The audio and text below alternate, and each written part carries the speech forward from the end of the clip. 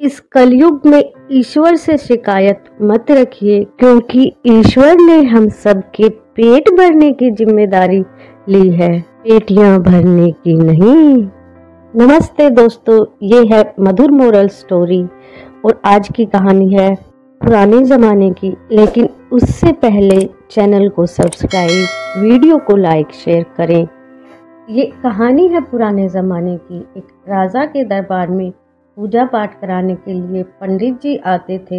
एक दिन जब पूजा पाठ समाप्त हुआ तो राजा ने 3 प्रश्न किए और पंडित जी से कहा कि जवाब दीजिए। राजा का पहला प्रश्न था कि ईश्वर कैसा दिखता है और राजा का दूसरा प्रश्न था कि ईश्वर कहाँ तक देखता है और राजा का तीसरा और अंतिम प्रश्न था कि ईश्वर जो है क्या करता है। अब पंडित असमंजस में पड़ गए। फिर पंडित ने कहा कि आप मुझे थोड़ा सा समय दीजिए, मैं सोच विचार कर जवाब देता हूँ। तो राजा ने पंडित को 1 महीने का समय दिया। पंडित जी घर आ गए।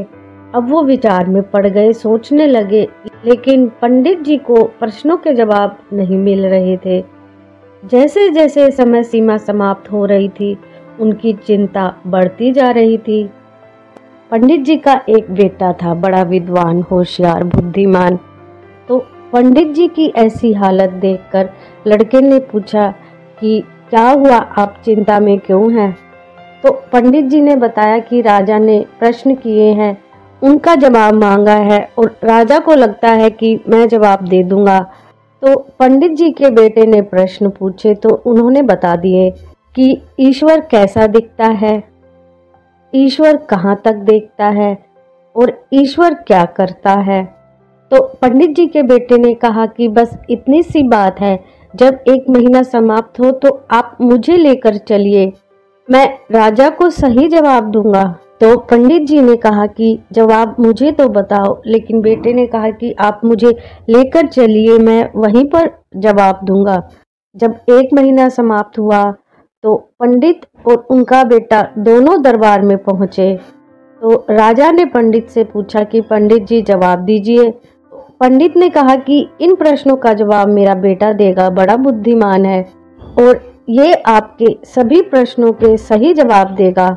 तो राजा ने पूछा कि बताओ क्या जवाब है पहले प्रश्न का, कि ईश्वर जो है कैसा दिखता है। पंडित का बेटा राजा से बोला कि महाराज आप तो गजब करते हैं, इतने बड़े महाराज हैं, राजा हैं, और आपके यहाँ जो अतिथि आया है आपने उसका आदर सत्कार नहीं किया, पानी तक के लिए भी नहीं पूछा और कोई जलपान की व्यवस्था भी नहीं की और आपने सीधा ही प्रश्न पूछ लिया। राजा को अपने व्यवहार पर बड़ी शर्म आई। तुरंत ही दूध के गिलास मंगवाए गए।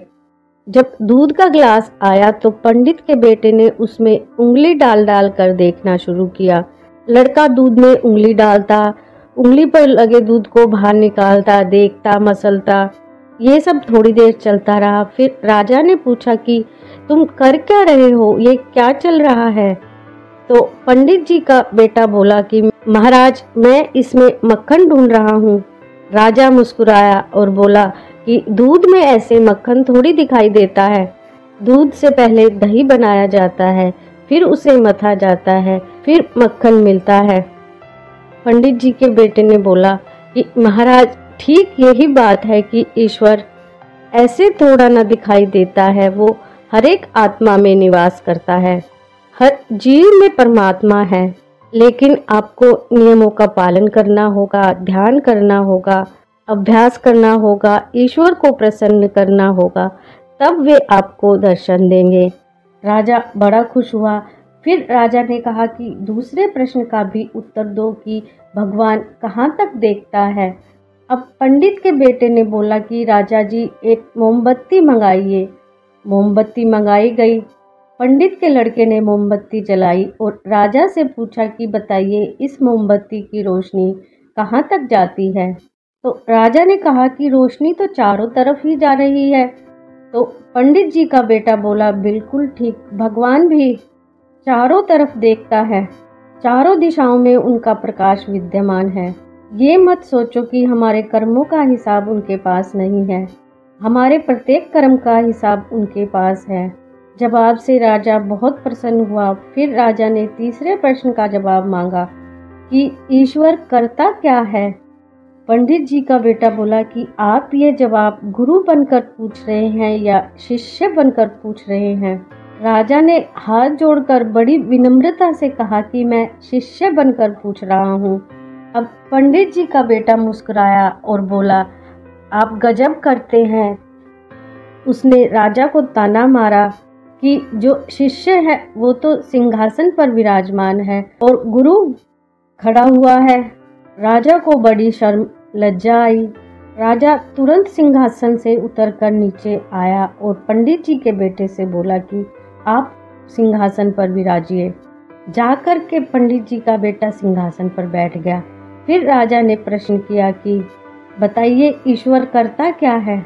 पंडित जी का बेटा बोला कि अब बतलाने के लिए रह क्या गया है। क्या रह गया है, अभी आपने देखा नहीं कि भगवान पल में राजा को रंक बना देता है और मुझ जैसे रंक को राजा बना देता है। मैं आपके सिंहासन पर आकर बैठ गया हूँ। ये सब ईश्वर का ही तो चमत्कार है। ये बहुत छोटी सी कहानी है जिसका सार हमें समझाता है कि परमात्मा हर जगह विद्यमान है और हमारे प्रत्येक कर्म का हिसाब उनके पास है। भरोसा रखिए, परमात्मा रंक को भी राजा बना सकता है अगर आपके अंदर संपूर्ण विश्वास और श्रद्धा हो। देखते रहिए इस प्रकार की कहानियों के लिए मधुर मोरल स्टोरी।